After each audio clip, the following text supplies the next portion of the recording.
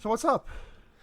Uh, there's a new Saw movie coming out, so I've been kind of, melting my brain with that for the last week. I was watching your letterbox and I was thinking maybe it's time for me to watch the Saw movies. Maybe it's time for you to watch the Saw movies. The thing about I've seen the first and what was at the time the final chapter before they made Jigsaw, and then what's this new one called? Spiral colon from the Book of Saw, I believe.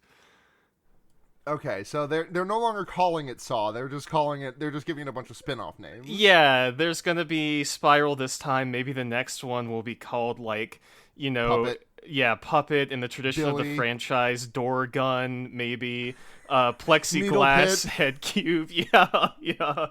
The thing about Saw is that they are movies which I think were really kind of misrepresented to me over the years, right? Because in contemporary reviews of Saw, as they were coming out for, 7 years in a row, I always heard two things about them. The first was sort of the larger cultural standpoint on Saw, right? Which is that, oh, these movies, they're torture porn, whatever, they're just Mhm. violence, like they suck ass. And then the opinions of people I was friends with, which were like, oh, these movies are great, like the traps are so much fun. Oh, it's great. You get to see people get torn apart. But I don't think that really either of those represent what those movies are. You're a Saw centrist. I'm a Saw, like when you talk about games and you talk about like ludology versus narrativology, where it's like the experience of play versus the experience of the narrative. I Yeah, sure. The Ludo narrative, whatever, sh- Ludo narrative dissonance and all yeah, that et stuff. cetera, et cetera. All that shit I paid money to learn at a university. I think that like I am completely into the narrative of Saw because it's not something anyone ever talks about. The narrative of those movies is absolutely bonkers bananas, like just completely off the rails at a certain point. I watched all 8 of them like basically back to back in a week because I wanted to write an article about them, right? And Hmm. once I sink my teeth into something like that, it's like, okay, I have to do this or my brain will not leave me alone about it. And so I watched them all and just gray matter leaking out of my ears by the end because, like, not to spoil Saw, but Jigsaw beefs it in Saw 3. Like Yeah, he died. he fucking dies, and the thing about Saw is that he stays dead. Like, they don't bring him back to life, but they immediately realize how much they fuck up because Tobin Bell's the best part of those movies. So all the films from there on have like flashbacks, Yep. flashbacks inside of flashbacks, retcons inside the flashbacks, inside the flashbacks. It is it's nuts. It's so good. Once you get to Saw 5 is literally an hour and a half of unparsable lore dumping exposition just for the sake of retconning a character into Saw 1 through 3. Like, that movie is so bizarre. The traps have no bearing on it whatsoever. They are completely disconnected from the larger experience of the film. And so, my week, for the last week or so, has been kind of like a stop, start, wake and bake. Honey, it's time for your 4 p.m. Saw viewing. Like a mixture of me waking up, watching a Saw, writing, going to class in the evening, watching another Saw, and going to bed. So What? I'm gonna go see Spiral in theaters. I want to see what kind of nonsense Chris Rock and Samuel L. get up to in that movie. Yeah, because the thing about that one is that like Jigsaw's going after the cops in that one, right? Yeah, this one's gonna be personal. I bet the politics of this film are going to be great in 2021. I bet the Like the Saw franchise, from what I understand, already has pretty bad it's politics. extremely pro cop. The thing about the Saw franchise is that it has a view of the world where you're one of 3 people. You're either a police officer, a victim, or a bad guy, and that's it. There's no in between. What's Jigsaw? Bad guy, but it rules. What's Billy? Gay little puppet who I love to see. That's the fourth type of guy, only achievable by a small number. Jigsaw and Brahms from The Boy are the only two members of that in Saw universe. The Saw puppet's so fucking funny. It's so good. I'm thinking about that scene in how what, is it Saw 7, the final chapter? They call it Saw 3D, which makes it impossible to remember which one it is. It was originally called Saw 3D, but then when they realized it was the last one, they like renamed it to Final Chapter, or it is also known as Final Chapter. Gotcha. That movie just with the cold open in the mall of the fucking I'm cribbing from your review with this, but the Chris Angel ass like glass. Oh, case that's display. is that Final Chapter? Yeah, it is. It is. I'm confusing it with the Jigsaw, which is the actual last one. No, yeah, Final Chapter, which starts with the cuck trap. That, and yeah. then just fucking like it's in the middle of a crowded mall, and it's just like these like this like luminescent white area all around, and like. I had never seen that. That was my first Saw movie. Hell of a start. And I'm watching that, and then all of a sudden, little Billy the puppet on a tricycle rolls around the corner, and I just fucking It's lose so it. fucking funny. The part in that movie, like my favorite part about Final Chapter is they just give up, and like the violence no longer has any rhyme or reason to it. None whatsoever. So you get the Jigsaw scene kills where a bunch of skinheads for no reason. I'm not compl- you get the part where the machine gun pops up and just mows all these cops down.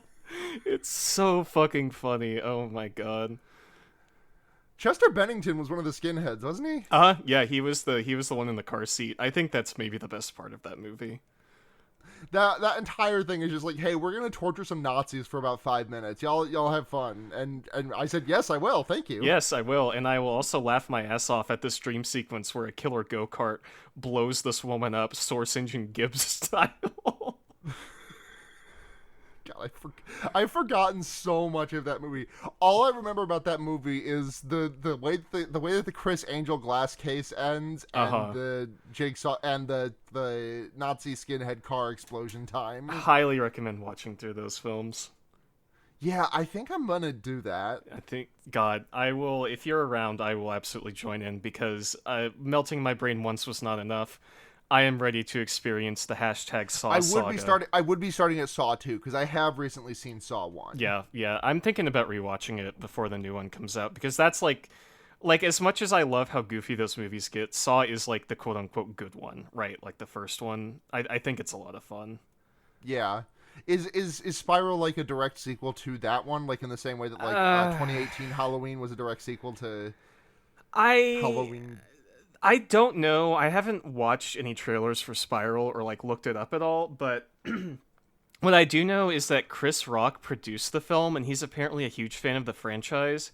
And they also got a Darren Lynn Bousman who did who directed Saw 2, 3, and 4 to come back for it. So I think it's going to have a little bit of that stank on it, like a little bit of that classic, edgelord, Hot Topic kind of Saw stank going. But sure. I guess we'll see how it shakes out. I mean, you say edgelord Hot Topic stank, like Saw 5.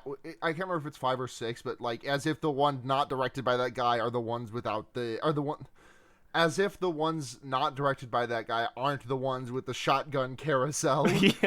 yeah, that's pretty good. That's 6, which is maybe the best one. Oh God. I think I might have to watch these movies now. I think you may have to watch these movies. See, that was my plan all along. September. Yes. coming to you this fall. September, right into Schlocktober. September. That was my Trojan horse. Came on here to talk about a genuinely scary British ghost movie, and instead I am only here to talk about the Saw franchise. Straight up, I this is an offer that I'm making to you. This is me throwing my hat all the way over the fence. I want you to come back for September every episode, like how we have Blair on for every episode of Schlocktober. Absolutely. I will show up on this podcast as much as you want me to. You're going to be hearing me on this show until you like it. Okay, well, we spent 10 minutes in the cold open talking about Saw, so we should probably get into the fucking podcast.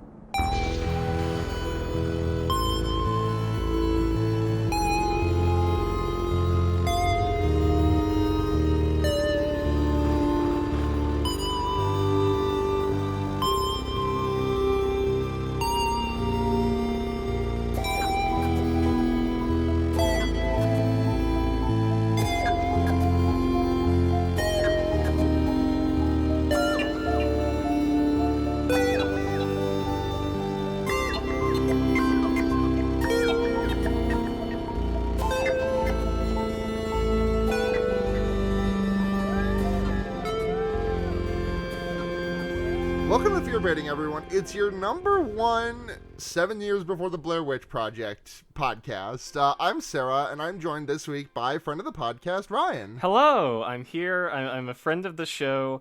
Very excited to finally be on this. Honestly, I'm like thinking back and like I'm very surprised. Like we've only became like close friends over the past like 5 or so months. Yeah, but like yeah. I'm still surprised that I haven't had you on this podcast before. Yeah, like, it's well, you know, I gotta work up to it. Really come out swinging with a banger on this one. I think.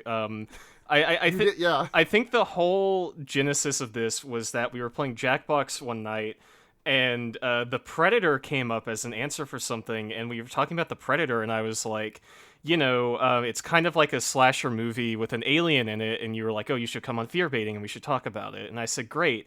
And then, like, a month ago, I watched this film, Ghostwatch, for the first time, and I was like, oh, fuck. Like, I am going to bring this to Fear Baiting and just come in swinging on this podcast, because, good God, this fucking movie, huh? Yeah, but before we get into it, we have to do our housework, which is to Ryan, introduce yourself, tell the audience about yourself, what your history with horror movies is. Do you have a favorite subgenre, a favorite horror movie per snaps? Go for it. As we mentioned, I'm Ryan. I do podcasts, I do reviews of movies and shit like that on the internet.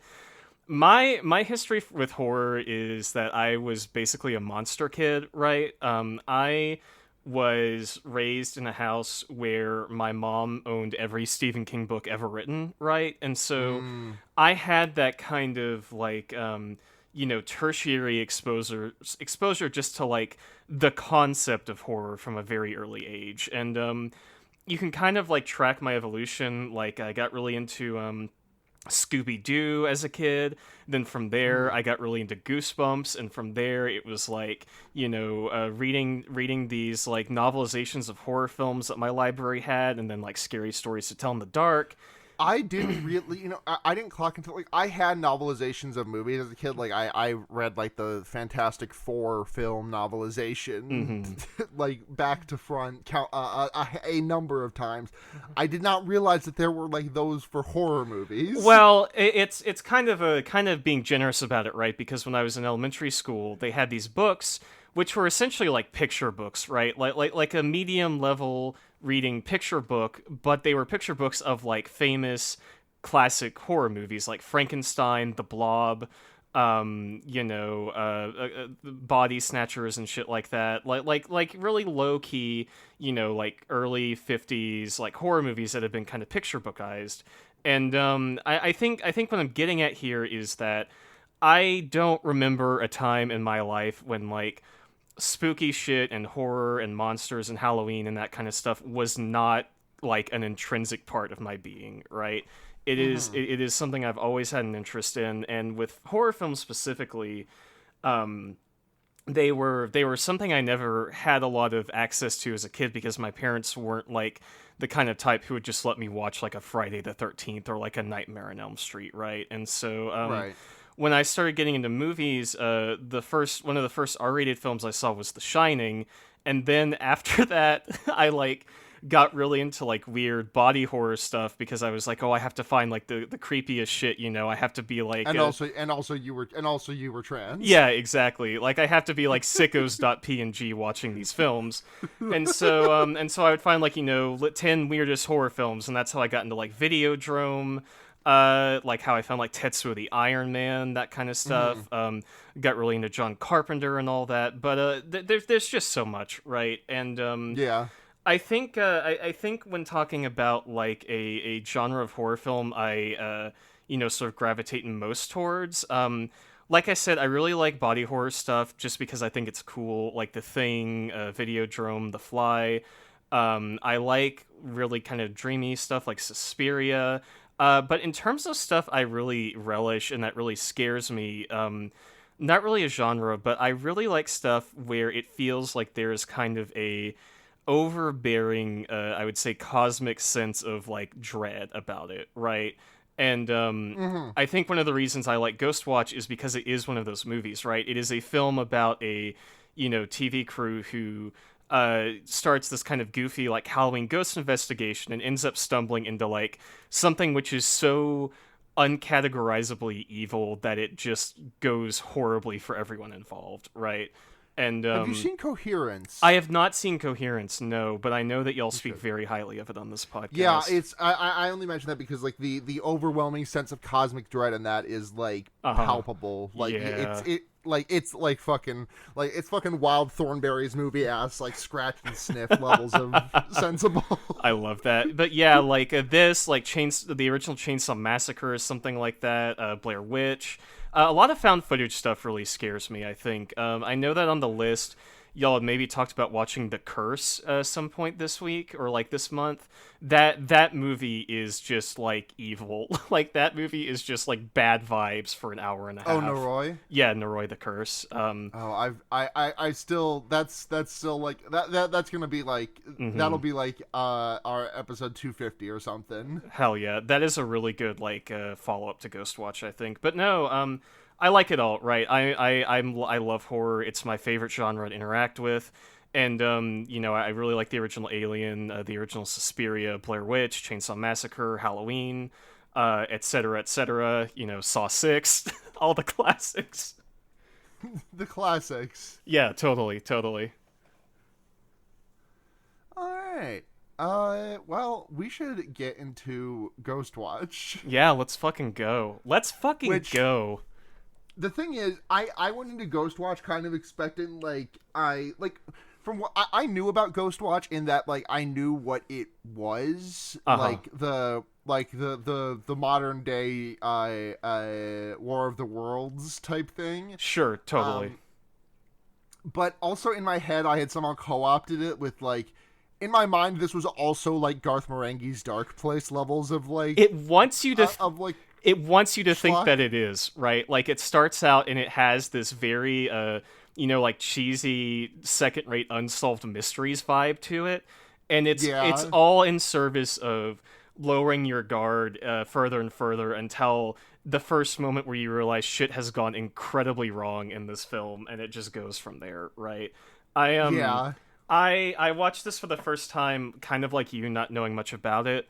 I knew what it was, that it was this you know, found like mock documentary. TV special on the BBC starring real BBC commentators that a lot of people thought was real. And I was like, okay, you know, I don't scare easily. I've heard this is really scary. Let's check it out. And so I sat down with a glass of wine, and an hour and a half later, I was scared to leave my bedroom. Like, truly. This movie shook me the first time I saw it. This movie's fucking scary. It's so fucking scary, right? Like, Ghostwatch is a film that I think, like, if you're not on board with extremely slow burn movies, you probably won't like it, because what this movie does is it spends a full hour just lining up these dominoes so slowly and so methodically that you don't even know it. And then for the last half hour, it knocks them over so fast that it just blows you off your ass. Not only does it knock them over, it also reveals, like, hey, 30 minutes ago, we knocked over one of these dominoes. And you didn't even fucking know. Yeah, you didn't even see it, right. This movie is so... Like what I noticed on the first watch, and something I really kept out for the second watch, was that this movie is so good at, like, misdirecting you, right? Like, it's a magician's trick where... There is so much happening with this movie where you get all these characters like saying what they think of the haunting, what they think about ghosts, like is it real, is it not real, like what's responsible, and none of it is really getting at the heart of it because everybody gets a little bit of the puzzle, right? Like everyone has a piece of this puzzle, but they can't see it. We can like see Saw it. 2. Yeah, yeah, exactly. It's like Saw 2, exactly like that. This movie ends with the camera crew going down and finding a big pit of needles. But like, it's like the dramatic irony of that. All these people are wrong about what is happening here, but they all have some like piece of the truth, and they can't see it, but we can see the whole program. Like we get the whole picture, and once you've like put it together and had it clicked in your mind, it's too late to do anything about it, right? Like the moment you realize what's going on here, like it just snaps shut on you, and oh my god, it's so good. It's like the end of Saw 1. Like the end of Saw 1, yeah, game over. This movie should have ended with the ghost coming out and saying game over and shutting the door. I mean, that basically happened. It kind of does, yeah, it kind of does, and it kind of rules. But we should get into it from the jump, because we open with Ghostwatch, and like you said, Unsolved Mysteries ass, and like even down to like the title, that like the wibbly wobbly font that like comes into focus on the screen as it like, you know, as like, you know, the like you're playing the Batman Arkham Asylum mini game where you have to like match the frequency, and it's like you finally get the frequency in line, and it says Ghostwatch. It says Ghostwatch, yeah, and it's cool as hell. I would love to have a Ghostwatch t-shirt, like, honestly. Well, good news. Redbubble's got your ass. Redbubble's got me, thank God. Maybe after the show, huh? Yeah. Look under your seats. We've given you all free Ghostwatch t-shirts. Look under the seats. I've doxed you. I know your address. Well, I haven't doxed you. You've been doxed. I have your address. Check under your seat. You've got a Ghostwatch shirt. So we open with our main presenter, whose name I didn't write down. Funny, I wrote down every single person's name except for this guy's for some reason. I've got you. I'm on Letterboxd. I'll look it up. And this guy is, again, like a real BBC presenter. This is Michael Parkinson, and yes, Mikey. This show began with a like disclaimer that it was like not a disclaimer, but it came with an introduction in the original broadcast that I think made it somewhat clear that it was like a fictional thing. But I think like it's so right. This is like bookended with like things that make it clear this is a production. Like you get you've got like the thing at the opening that's like just like a text of like this was presented as real, and then the thing at the end of there's like the credits rolling, which you wouldn't have gotten on the live broadcast. Yeah, but when people watch this, I think a lot of people tuned in after that like opening promo for it. And thought it was real because so many of these people are real, right? Like Michael Parkinson, the reporter Sarah Green, Craig Charles, Mike Smith. Right, it would just be like the U.S. equivalent of like turning on your TV and like Wolf Blitzer is doing a ghost thing. Yeah, totally. But we get this kind of like introduction where I shouldn't say Wolf Blitzer, because Wolf Blitzer is like in. The thing is that Wolf Blitzer is the number one. We need an American TV news man to cameo in this movie of ours. Sure, totally. Maybe Anderson Cooper is what I was gonna say. Yeah, but the conceit of this movie, which is very kind of like played as trite at the beginning, is that it's Halloween night and the BBC is doing an investigation into a house on Fox Hill Drive, which is, quote, the most haunted house in the UK, right? Like that's basically the basic setup, but it just keeps kind of building up from there as we go. Mm-hmm. So we meet our major players. We meet Michael, the main presenter. We meet Dr. Lynn Pascoe, who's sitting opposite Michael on the couch fielding the phone call. She's like a paranormal specialist. Mm-hmm. We meet Mike Smith. He's helping man the phones, and Mike Smith is married to Sarah Green, who is on site, and she's going to be the one going inside the house. We meet Pam, and who's one of the residents of Fox Hill Drive, and her two daughters, Kimmy and it's not Samantha. It's what is it? It might be. Hold on, let me check here. It's something with Suzanne. Suzanne. Yeah. And then we also meet a couple other minor players who show up. We meet Craig Callum, who is like kind of like he's like having a bit of a laugh of it. He's everyone's like all dressed up nicely, and he's rocking an NFL Chicago Bears jacket. Yeah. Looks fresh. Yeah, it looks pretty fresh. Like there's some pretty good 90s styling in this movie, I'll be honest. Mm-hmm. We meet Alan, who's like the guy in charge of the tech, and we get like a bit of a rundown of what's going on in the house. There's like a remote video camera in every room. Mm-hmm. Sarah will be in the building with her cameraman and her audio guy, and then there's also like we see the infrared camera, and there's also like an exterior studio where Pam the mother is to sit while her kids are chilling in the house. Yeah, it's like Phasmophobia the movie, right? Like all this setup with this equipment and all that. Yeah, Yeah. We the very first thing we see is like this prior footage of Fox Hill Drive. That's like these two girls that are going to bed. They turn off the light, and then some spooky shit happens. There's like some thumping, like a lamp explodes, and then Pam the mom comes in and gets the two kids out of the bed, and is like, "Come on, girls, come on, let's go." So have you seen?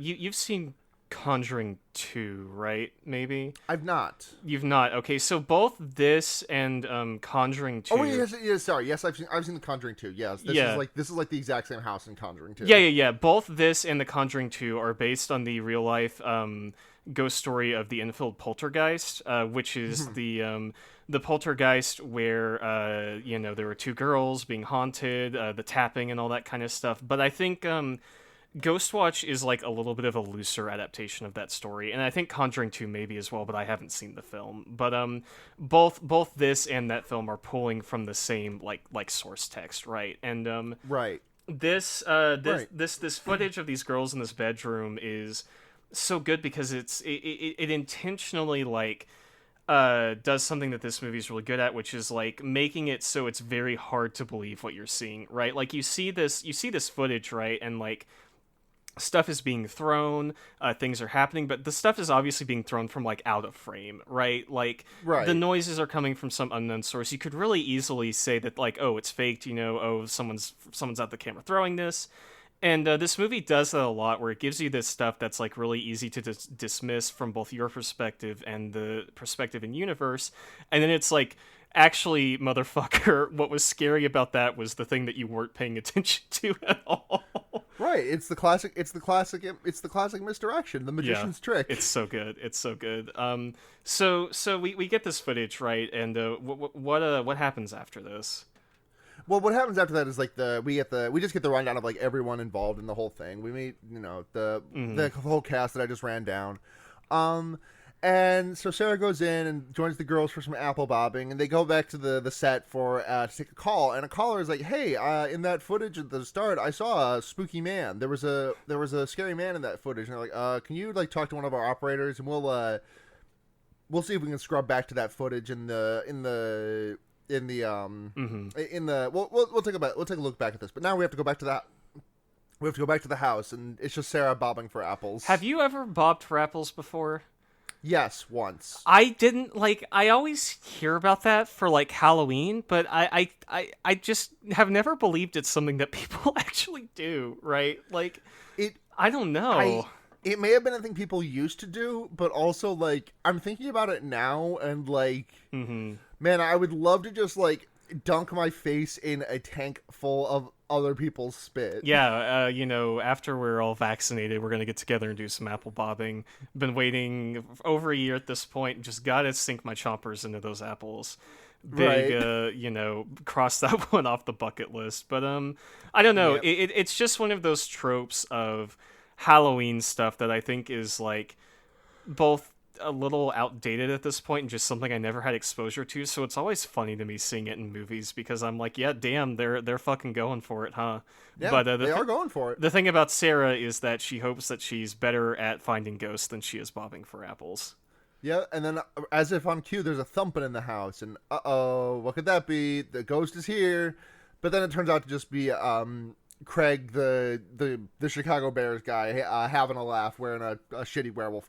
He's wearing like a werewolf bar mitzvah ass costume. Yeah, totally. He's like, oh, I wanted to get a 4-letter word out of you, but I got a 5-letter one. Beast, B-E-A-S-T. He has this like really interesting over enunciation on that line delivery that I love. It's so good. Yeah. Craig's like, sorry, I just wanted to make sure that we got like a ghost. If provide the producer is like, yeah, we just wanted to make sure that like if nothing happened, we wanted to get like some kind of scare. Yeah, nothing's gonna happen. It's gonna be fine. They're just gonna call it a bust and go home for the evening. And then we get a bit of a history of what the girls have been through at Fox Hill, which is that one night there was a thumping that they all heard, and the mom was like, oh, that's just the pipe, because like, indoor heat, central heating. Yeah. And then the girls just started calling the ghost pipes. Mm-hmm. Which is yeah. It's a delightfully spookums name. It's so spooky. Like I think this is a good part to mention that one of my favorite parts about this movie is how well the actress who plays the mom conveys like the grief of her situation, right? Like Right. this movie is so real. It's like more real than real at times with how, just normal everything seems, and her like having these moments where she finds this hard to talk about, where she's obviously like on edge the entire time. It's such a good performance from Brid Brennan, I believe her name is, who plays the mom Pamela Early. Brid? Brid. Brid. Thank you, Brid Brennan. Yeah, I think that's it. BRID, from what I can tell. Thank you, Brid Brennan. I'm sorry about your fake goth sister. I'm sorry if I'm mispronouncing that. But yeah, she's great in this movie. Yeah. We and now the girls say Pipes is here whenever they hear the ghost. And we see that Kimmy drew a picture of Pipes, and it looks great. I love this part. I love this part because they show this, like, they've already built up this ghost a little bit, right? And they finally show this drawing to the camera, and it's like a clown drawing, right? It's like this dude with like a red nose, like a red eye, and the kid is describing him, and Sarah's like, "Oh, you've seen him?" And the kid just go, "Yeah, he's disgusting. Like, he's a disgusting man." It's so fucking funny. Oh my god. Good. He's a disgusting little ghost. You can put a disgusting guy anywhere is the thing. Yeah, exactly. But I think after this is when we get back to the and this movie takes a while. Like, this is a real slow burn. We're probably already like 15, if not almost 20 minutes into this at this point, right? Well, there's in addition to the picture of Pipes, they show like one of Suzanne's journals where there's like spooky writing that was not by her, and I just made note of that because on the opposite page you can very clearly see a man drawn with a penis. Yeah, this one's interesting, right? Because we get a little ambiguity about this later in the movie with the drawings, and I don't know if this is like Pipes or if this is like her, right? And it's interesting, I don't know how I feel about the dick out drawing in this, though. It's a little much, I think. I thought it was funny. It's a little funny, yeah. Pipes got pipe. Pipes got pipe. I don't like thinking about that is the thing. Bad to imagine. Like, first of all, imagine like living in your home, like living in your apartment, and you know that it's haunted, and then you actually see the ghost one day and it's just like Pack and Schmeat. Like, what do you do at that point? Like, how does that affect your relationship to this? I mean, I'm getting Pipes' pipe. I don't think I want Pipes' pipe. I'll be honest. Okay. If it's specifically Pipes, probably not. But like, if the ghost has Schmeat, I'll take it on a case by case basis. Yeah. It's up in the air. It's been a long quarantine, right? Like, if this ghost wants to murder me, I'm probably not going for it. But like, if this ghost wants to like just bang some pots and pans and wake me up every once in a while. Yeah, I'll take that. It's equivalent exchange, right? The ghost gets to cause some mischief, and you get to see like a big, translucent schlong. I guess, I don't know. You get some ectoplasm down your throat. Great, that's the high C ecto cooler. Yeah. Oh god. And then, so they go back to the studio and they're like, "Hey, we got that footage from the beginning of the. We got that footage from the beginning." Yes, this part is so good. I heard you go like, "Oh shit," during this, or like, "Jesus Christ" or something. Yeah. This part is so good because what happens is they roll the footage of the bit of the kids in the bedroom back, and nothing is changed. But as they roll it forward, you notice that there is 100% a dude standing behind the curtain in this footage. And yes, not to spoil it, but that was not there when you see this footage the first time. Like, that is added into this. And then when they roll it, and there's very clearly a dude standing there, and when they roll it back again a second time, the dude is still there but less noticeable than the first time they play it. So this movie is actively fucking with stuff you have already seen or heard in order to catch you off guard. And it's gaslighting, it's gatekeeping, and it's girl bossing. It is girl bossing. I would qualify Sarah Green as a girl boss. Pipes, gaslight, Mondo Silvestri Gatekeep, or whatever that dude's name is, and Sarah Green Girl Boss. Yeah, exactly. But yeah, this sequence is so good because it's where you realize, like, immediately how fucked these people are just right off the bat, right? Because it is so fucking spooky, this bit. It's so spookums. It's so spookums, and it's great because you realize that the so-called paranormal investigator has no idea what she's talking about. Like, she does, but she can't quite grasp it because they bring out a light pen, and she highlights the very clear silhouette of, like, this ghost, and she's like, oh, I think that's, like, a face, as she, like, outlines the shoulder, right? So it's a really good, like, first breadcrumb of how evident it is that nobody knows what the fuck is going on as this movie keeps rolling. Right. We finished talking about, like, the first 30 minutes of this movie in the first 40 minutes of this podcast. Let's go. Well, I mean, to be fair, so much of that was spent talking about Saw. Yeah, and also, like, this movie is so methodical, right? It moves at such a slow, like, calculated pace, and I think once you get this like this bit of this footage, it really, like, you know, pricks you in the back for, like, the rest of this movie, where you know something is going to happen and it's going to be very bad. Right. We're back on Fox Hill Drive, and we hear about Pam's ex-husband's dark room that's in the basement that was boarded up. Because they boarded it up because Kimmy saw pipes down there, right? Yeah, and then Pamela went down there and she, like, felt a presence and, like, got so scared that they closed it off. And do you wanna tell us what the name of this room is called? Well, I believe it's called a glory hole. I believe they call it a glory hole for this entire fucking movie. And it's in one of the most intense moments of this movie, like fucking Rustin Parr, like this movie's equivalent of when they stumble across Rustin Parr's house in the Blair Witch Project. Like, they're saying, "Oh fuck, we have to go down to the glory hole." It's so funny. Like, I don't know if that has a different, like, slang application in Britain or something, but it must. There's no way that they're talking about a bathroom door where you can stick. No, totally not. But it's so fucking funny. Like, every time they're like, "Oh, Pipes is down in the glory hole." It's like, yeah, like I said, Pipes got pipes. Pipes packing Schmeat at the glory hole is all you gotta know. That's all you gotta know. Pipes' Schmeat is too fat. That's why he keeps banging on the walls. He's trying to walk around, but his massive dong keeps busting into the central heating. Yeah.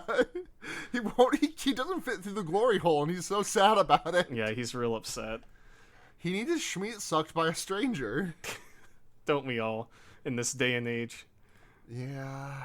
So we also find out that Pam tried to get her and the girls moved out, but the housing authority was like, "Nah, y'all gotta stay there. We don't believe you." Mm-hmm. And this is when, like, we see all, like, the newspaper clippings, right, where she's like, "Well, we tried to go to the news about it, and they just treated us like they just made us look out like to be idiots." Yeah, stinky ghost in my house of hell, that kind of thing. Yeah, stinky ghost, my house of hell. I've seen devils, I've seen demons, I've seen footage. I stay noited. Yeah, totally.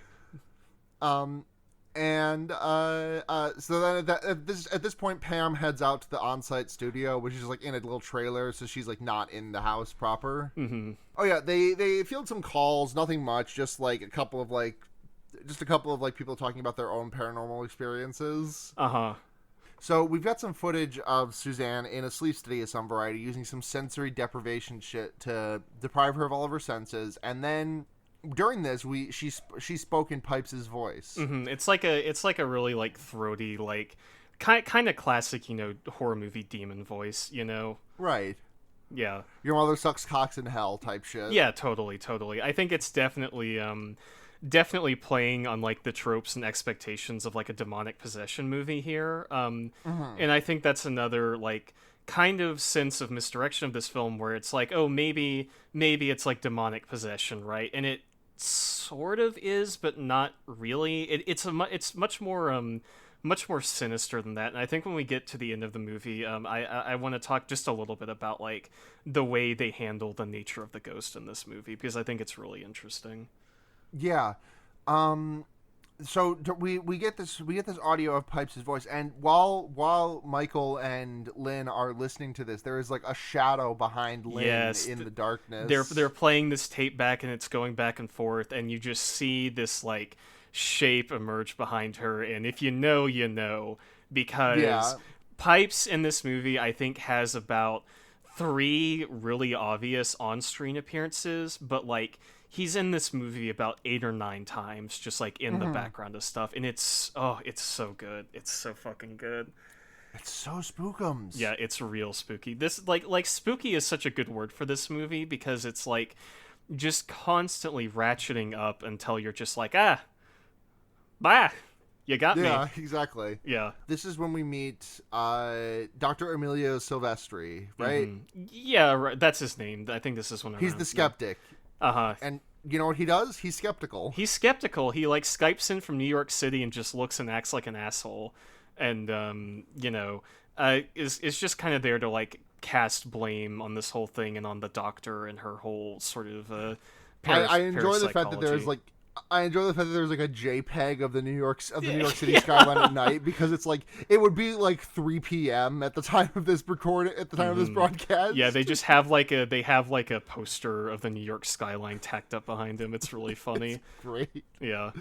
But Dr. Emilio Silvestri is just like, yeah, this seems like a crock of shit. I don't know about you, Dr. Lynn. If you are a real doctor, fuck you. Yeah, totally. I'm gatekeeping. He's gatekeeping. We I was gonna say we stand a gatekeeper, but we don't really. We stand a girl boss, who is just doing her best out here in this movie. So we get done with Emilio Silvestri, and we get Sarah recounts her paranormal experience, which I didn't write down actually what her paranormal experience was, but I did mark down that she had one. Yeah, it's the story about how she goes to this like a hotel or something, and she sees a ghost, and then she finds out that there were bodies buried in the garden outside, and she goes back into the room, and she's like, "It's okay, you don't have to worry about anything." And the ghost is like pleased or whatever. Like she feels a nice vibe about the room, which is such a cruel joke. She started talking about an Indian. She started talking about the ghost of an Indian man, and I was like, I was surprised when I found out they were talking about like actually someone from India and not like a dated term for Native American. You always got to worry when it comes to British media, right? Right. I think this is a really great like cruel joke that this movie plays, where it's like, the ghost is so nice, like, I felt so good, it was such a good thing to do, and then we get to the end of this movie and we are in literal like hell. So stinky ghost house from hell. Yeah, stinky ghost house of hell, exactly. So Kimberly now goes to Betty Bye. Mm-hmm. And the house is Sarah knows that the house is cold after she tucks Kimmy into bed. And the audio man, she talks to her cameraman and her audio guy, and the audio man's like, "Yeah, I heard some animal scratching," and the cameraman's like, "Yeah, my watch stopped at 9:30. Weird." Yeah, weird, huh? Strange. Odd. Well, I guess we're fine. Nothing weird about this. When we have already like gotten the information from the doctor that clocks stop in this house, like all this stuff that they mention has been telegraphed earlier in the movie. Right. We head back to the studio, and we get a story from a man whose identity has been protected. So his name is Pixelface, and he tells a story about a man. He tells a story about a ghost he saw that was the spitting man, because the ghost spit on his mackerel, the ghost spit on his porch, the ghost spit on his shoes, and then it turns out the ghost was also, in addition to being a spitting man, the ghost was a shitting man, because he found shit in his smeared on his door, right? Yeah, totally. That's my favorite interactive PS4 game, the shitting man. Like Quiet Man, the shitting man. Oh, okay. That one was a bit of a stretch, I'll be honest. I thought that's what you were going for, but I was like, is there a thing that like is closer to No, I don't know much. I don't know much about the Quiet Man, but you know how brains All work. I know is Mom's Dead parkour. Yeah, pretty much. But yeah, he R.I.P. Giant Bomb. Yeah, he meets the spitting shitting, the incredible spitting shitting man, essentially. And Yeah. I don't know that this is like, I don't know if this comes to anything, right? I think it's just more set up for for one of the things that happens later. Maybe, I don't know. Yeah.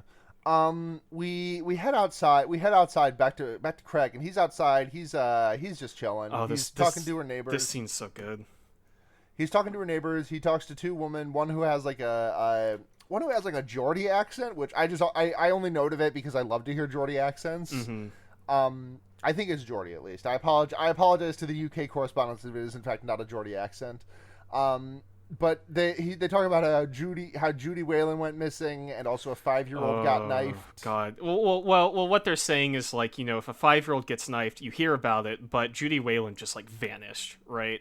Like she just disappeared, and this oh my God, I love this part so much. Like, these two women are so good in this because like you finally like get the first inkling that whatever the fuck is going on in this house is so like evil that it's causing this entire neighborhood like to experience this trauma, right? And it's just this completely bizarre and unexplainable event where kids are just vanishing, like dogs are showing up like disemboweled in this park area.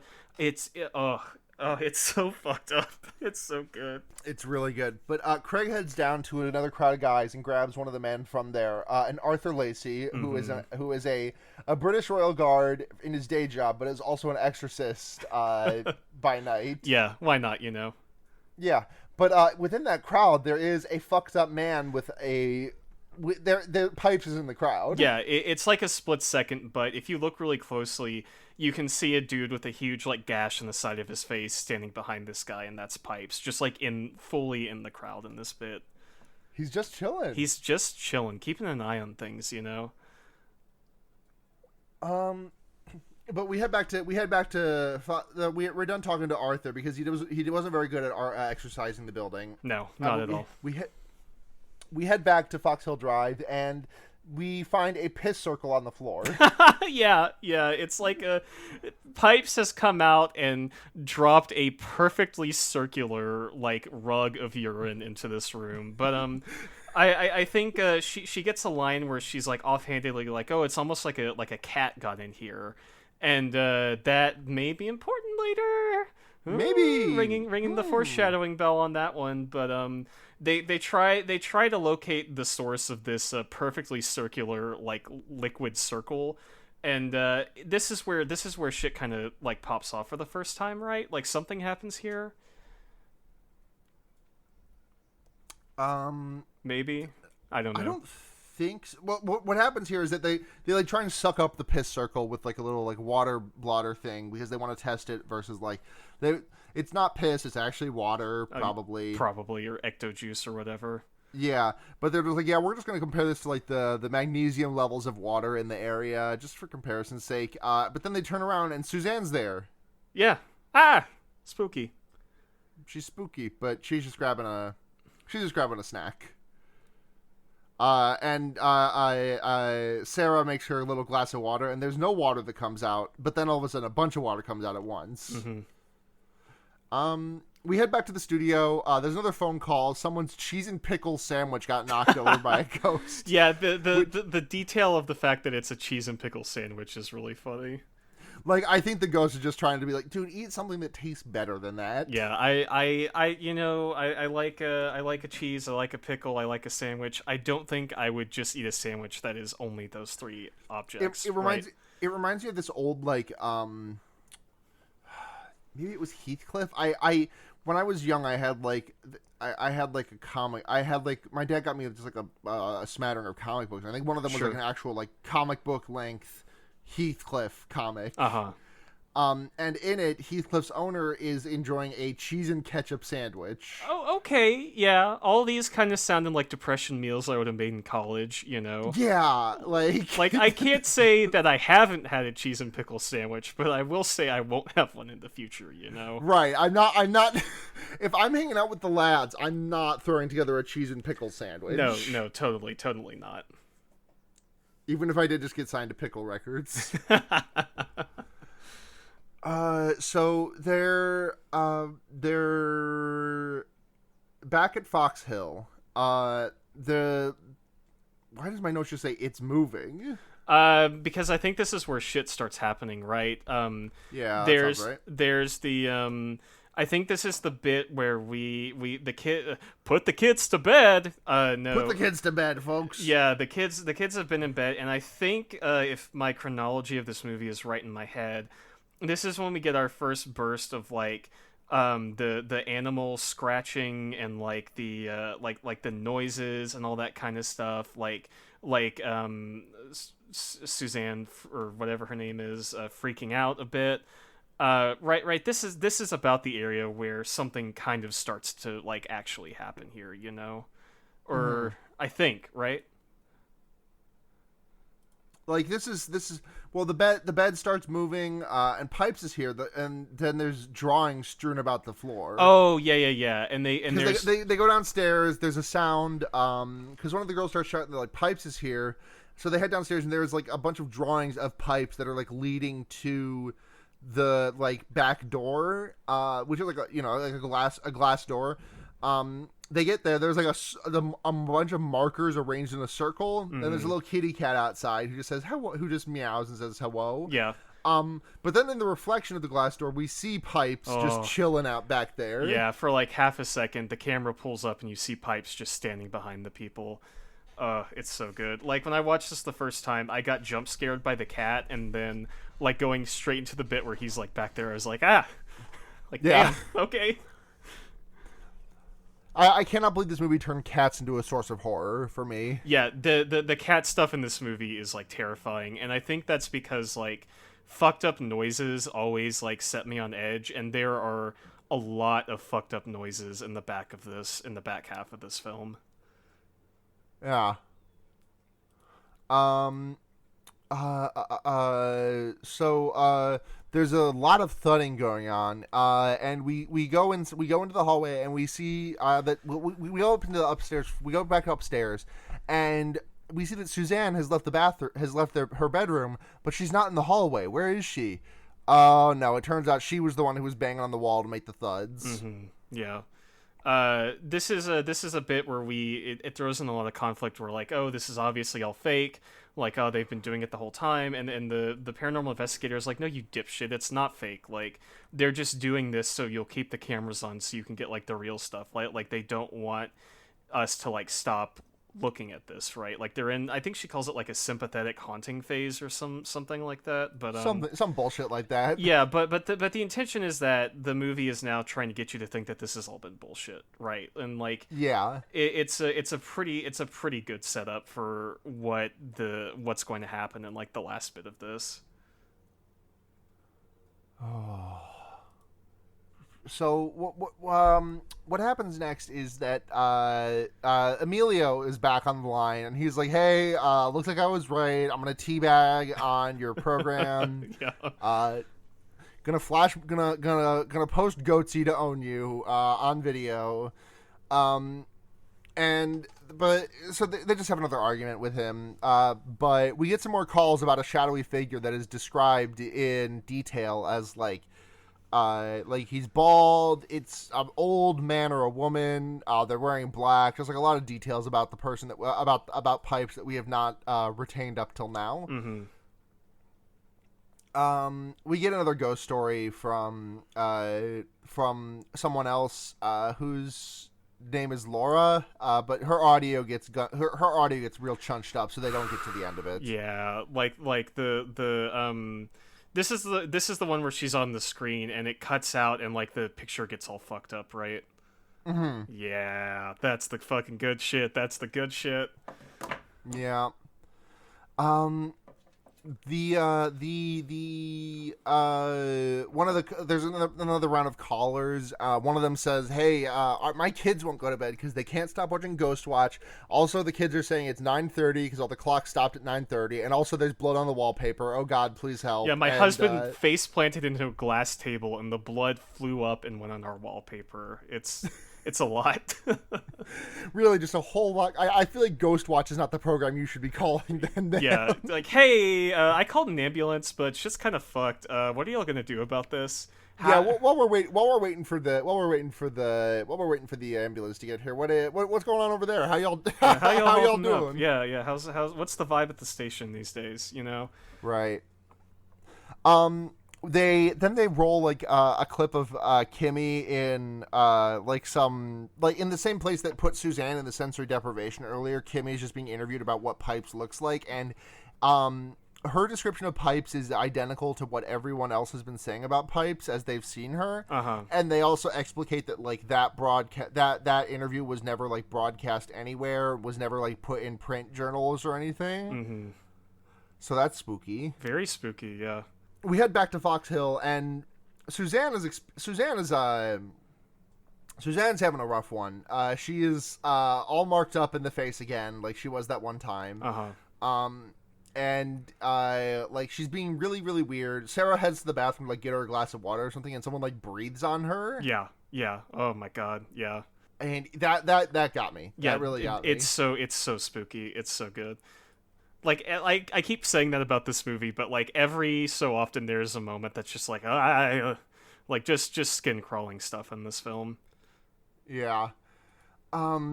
We get a very important phone call back on the studio from a woman named Mary Christopher who says that there was a baby murder. There was a toddler rancher, like a Mm-hmm. she doesn't call him like a toddler rancher, but she calls him something very similar, like a kid farmer or something like that. Yeah, something like that. Mother Seddon is her name. Yeah, but it turns out that she was a kid murderer. Mm-hmm.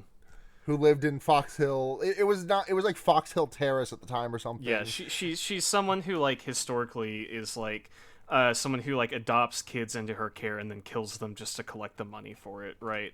Right. I did research about this when I watched this for the first time, and apparently that was something that really happened in England around this time. Like, oh, great! Like not in the 90s, but like in the vampire times, you know? Yeah.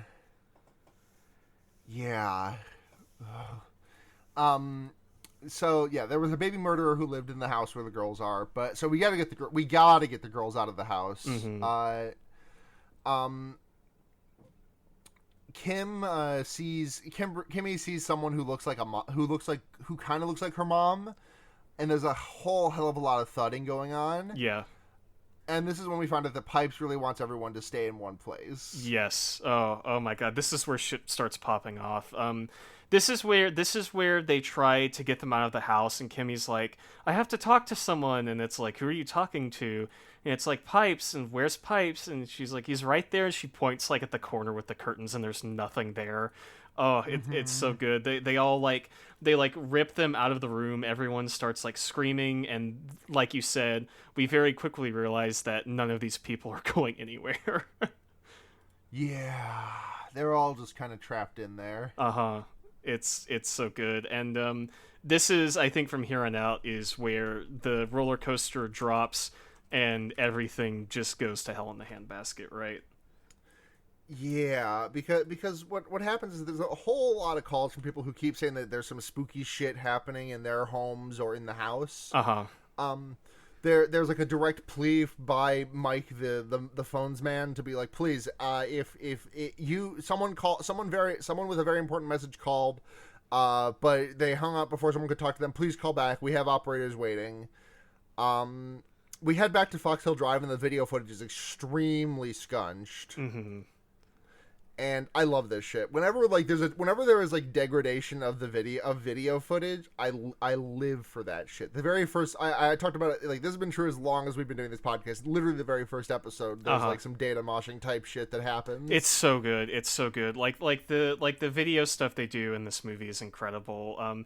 I think in one of these data moshes sequence, you actually do see Pipe's face for like a split second, like ingrained into the waves. Yeah, you fully do. Yeah, it's so good. So a lot happens here, and it's kind of hard for me in my memory of this to keep up with it. But I know, like shit starts popping off. Like the lights go out. They have to find Kimmy.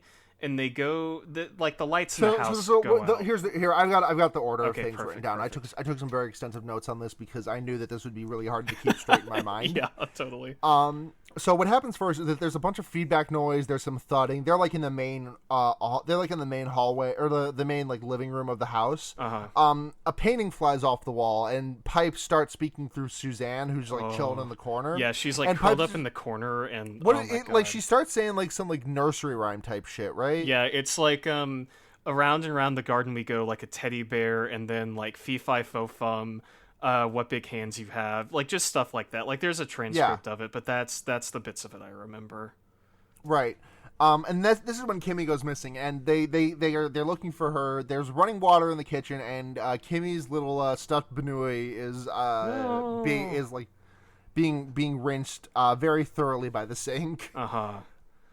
They find Kimmy hiding behind the fridge, and then a cat starts yowling from the glory hole. Yeah, this is where this movie starts fucking me up, like right here. Like this is where I start feeling like just chills. So like they pop like the door, the glory hole has been like sealed off because of Pipes reasons. But as soon as they unseal it, the cat yowling stops.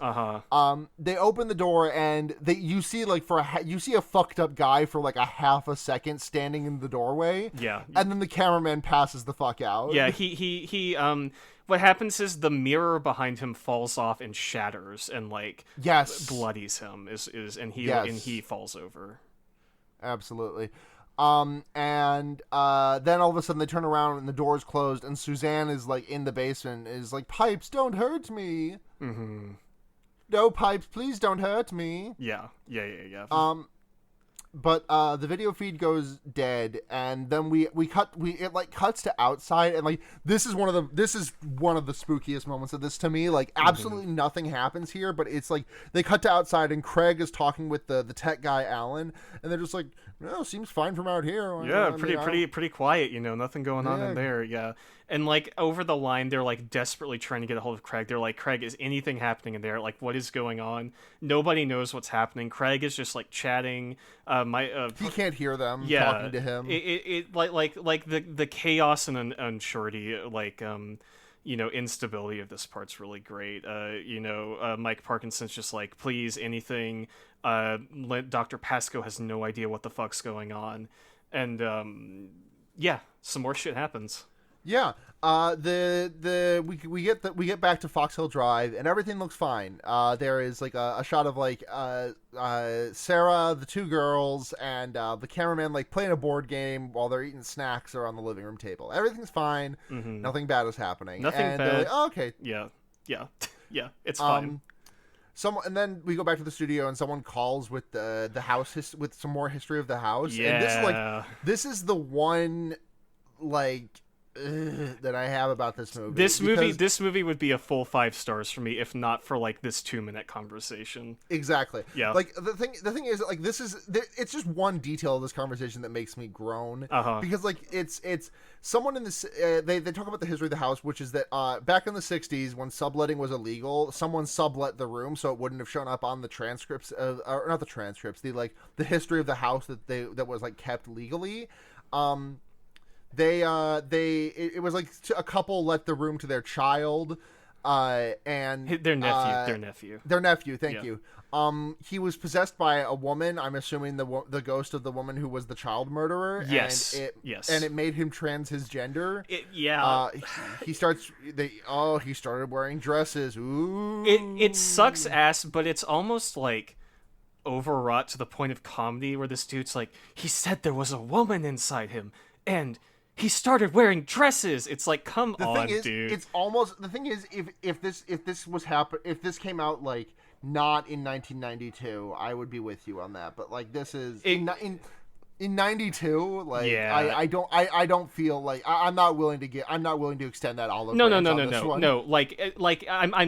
I'm not saying it is, but it's one of those things where like. The story of this is what I think is something is very interesting is that the nature of this ghost is that it's like an onion, right? It's like Shrek. It's got layers. Is that whatever is the presence in this house is like layering itself over and over and over again of like layers of the evil which has occurred here, and so the ghost is not this nephew, and it's not Mother Seddon, and it's not whatever happened before then. It's like an amalgamation of all those things, which I think is horrifying, right? Like, conceptually. But the fact that they handle it like this and have it like, oh, it's so shocking, that he wore a dress, it sucks ass, right? Like, it's bad. So that is the one thing about this movie that I'm like, yeah. But we find out some more things, which is that this man killed himself under the stairs when his aunt and uncle were away on vacation, and so he was hanging dead from a noose for 12 days, and he locked himself down there with a whole bunch of kitties. Yeah. And the cats got hungry and they ate him, which go off. Go off. Fuck. It's spooky. Like, and it's at this point that Dr. Lin is like, oh fuck, oh shit, this is earlier footage. Look, that painting that flew off the wall earlier, that's still on the wall. She says the ghost is in the machine. The ghost is in the machine. It's so fucking good. And then we get what like is the scariest part of this entire movie for me, by far, where they are looking at the footage and it like rips open and like data moshes and cuts to this black shot of the interior of the house, and you get like the most like hole clenching, like spine chilling inhuman demon noise I have ever heard in a movie as it does this. Like, the transition between the repeating footage and this like just inky, dark, like nihilistic, like just awful interior of this destroyed house as this like creature just like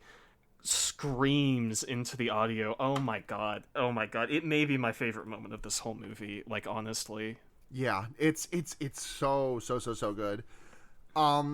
They cut back to the studio and there is a wind in it, which is it's the Dr. Lin says, "Oh fuck, we made a seance on accident with everyone watching right now. Oh fuck, oh shit, oh piss." Yeah. We cut to like outside where Craig is chilling, but he's not chilling anymore because he's trying to like the cops are rolling up.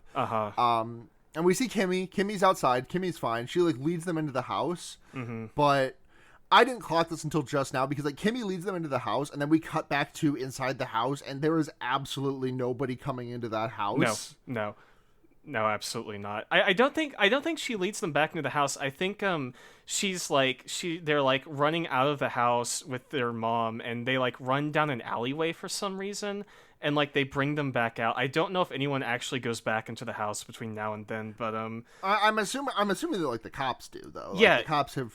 Yeah. Like, something is implied to happen here, but when we're back in the house, there's nobody in here. Like that. Nobody's in there, and it's so dark that they turn on the infrared, and this is like literally nothing happens here, but my hole was clenched. Oh, absolutely, in terrified anticipation the entire time. You fully expect there to be like a Descent style thing where like they move the camera and Pipes is like standing behind her during this. Right. And this is like the ass end of this movie, right? They have the infrared camera. It's Sarah and the cameraman like trying to like find out what's going on. They hear, is it Kimmy or Suzanne's voice coming from the glory hole that they hear? I think it's Kimmy's, but I couldn't say for sure. Yeah, they hear one of their voices. No, it's Suzanne's. Yeah, because Kimmy is like out of the house. They may both be out of the house. Like, I don't know. This could be like a Pipes trick, right? I have no idea. But they hear her voice down there, and Sarah is like trying to get the glory hole open. She can't get it open, and there's like a wind and like cats yowling. The door like flies open, and she goes in, and the cameraman's like, "Sarah!" and the door just slams shut as she goes in, and like that's it. That's it. The cats start yowling. Yeah. So that's and then we go back to the studio. In which case, at which the host is like keeping. The host is chilling. Yeah, what happens here is it cuts back after the door closes, like a light bulb pops in the studio, the glass rains down, and you do see Pipes for like half a second up on the scaffolding. People are like evacuating the studio. Past the doctor is left. Like Mike is like, no, I'm not leaving until we find out what happened to my wife, And Parkinson, the presenter, is just sitting there like, there's people are leaving the studio. The lights go out. He's like, it's gone dark. It's gone very dark. Oh, the emergency lights are going on. And then we get an absolutely wild ending to this movie. Mm-hmm. He You go for it. Yeah, so he's there, like the camera comes back on, there's like blue emergency lights on, and you hear him like kind of shuffling around off camera.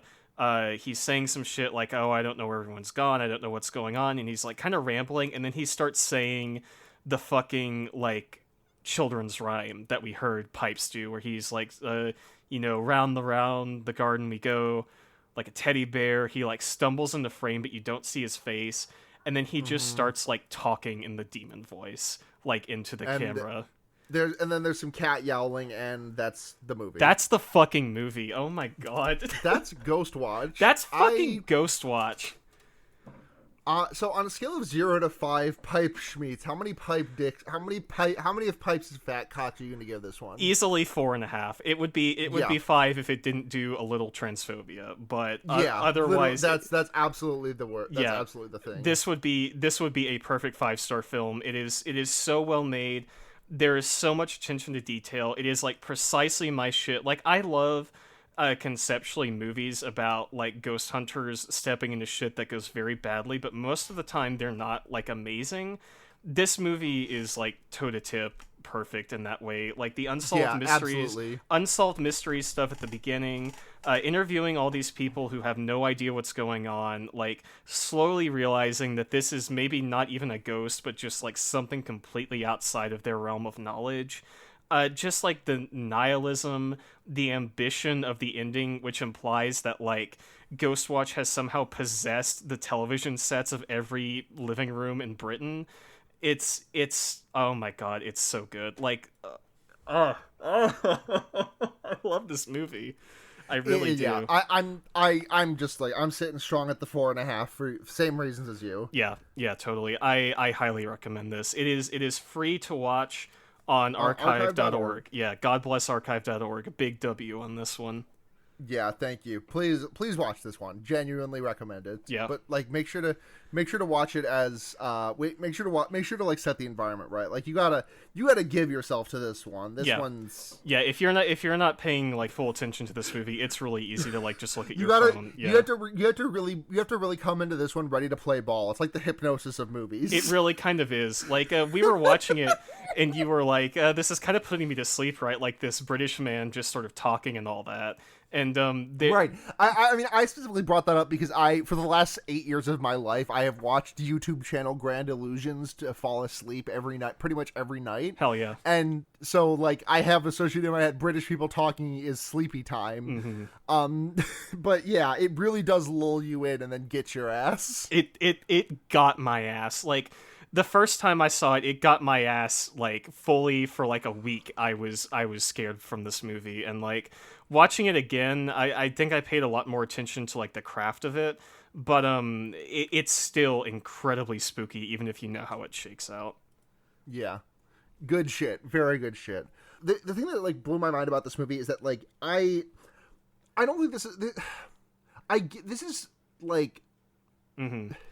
By the rules of I don't think I would define this as found footage just because it's like documentary. It's like mockumentary almost. Right, but the thing is that like this is like I don't understand how this is not talked about. Like this is genuinely like among horror fans, I think it has a reputation, right? But it doesn't have that cultural splash that Blair Witch does, because when this movie came out, it broadcast once on the BBC and fucked people up so bad that they never showed it again. And it has like a cult reputation overseas. And like I said, like people who know a little about horror and like found footage are aware of it.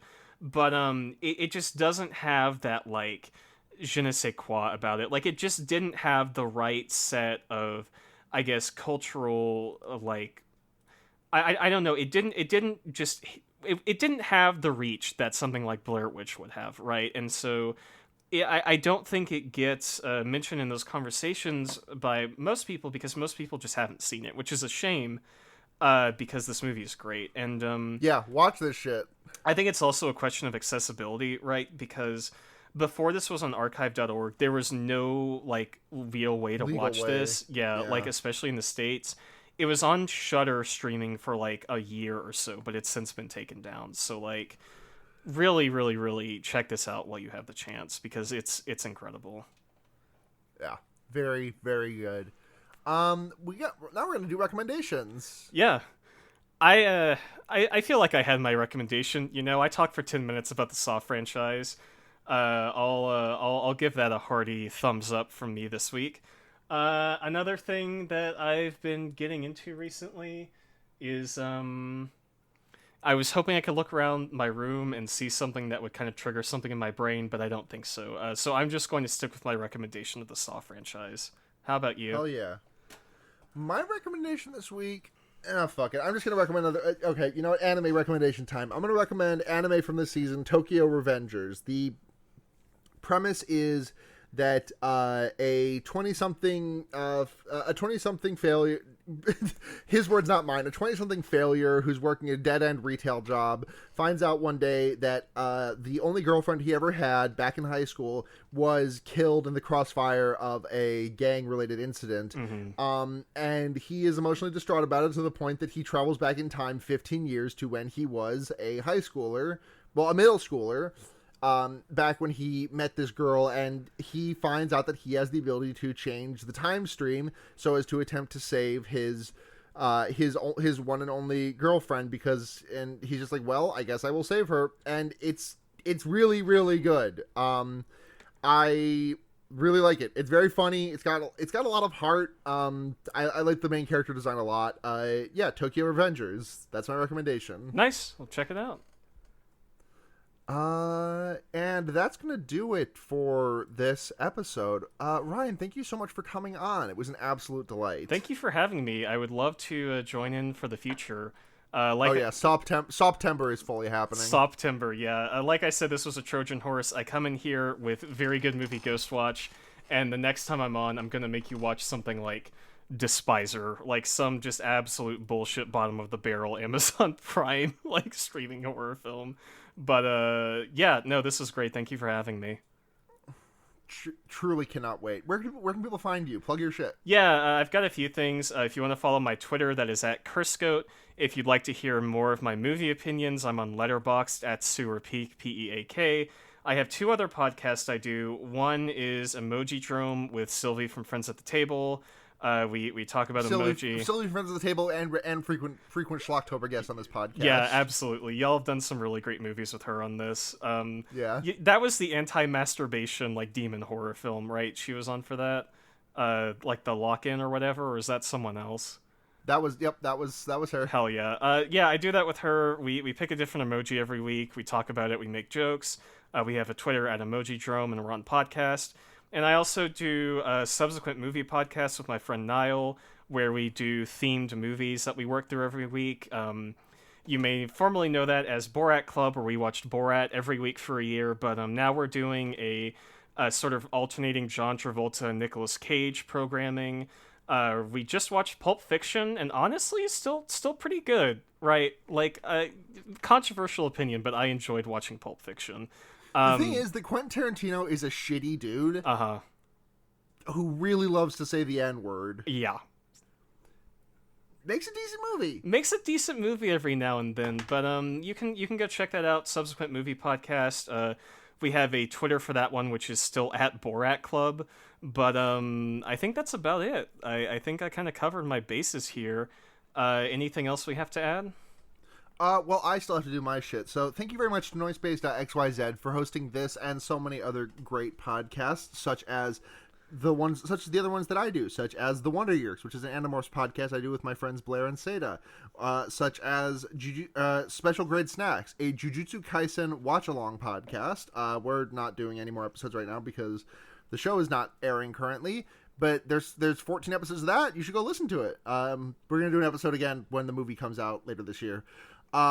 Like Henry Kissinger's Pokemon Going to Die, a Leftism podcast that I do that updates on a very infrequent basis. That we might have spoiler alert, but we might have an episode coming out soon.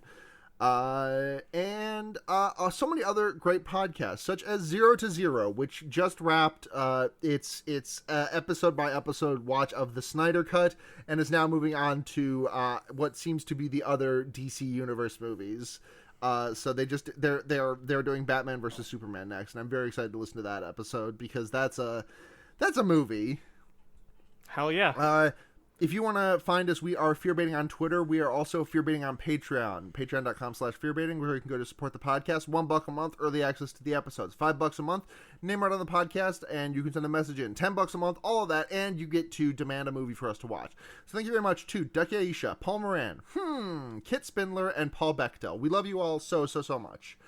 If you want to find me, I'm on Twitter at Sunhatzhenya, SUNHATZHENYA. Blair is my regular editor for this show. He is on Twitter at Blair Kitsch, and Seda is an incredible musician so we are so grateful for doing the intro and outro music for this podcast. If you want to find more of their stuff, you can find them making music as people you meet outside of bars, or just go to gaygothvibes.online. Hell yeah. I believe that is everything, so I think we can get out of here. So until next time, I'm Sarah. I'm Ryan. And remember, you can put a fucked up guy anywhere. Good night, everyone. Good night, y'all.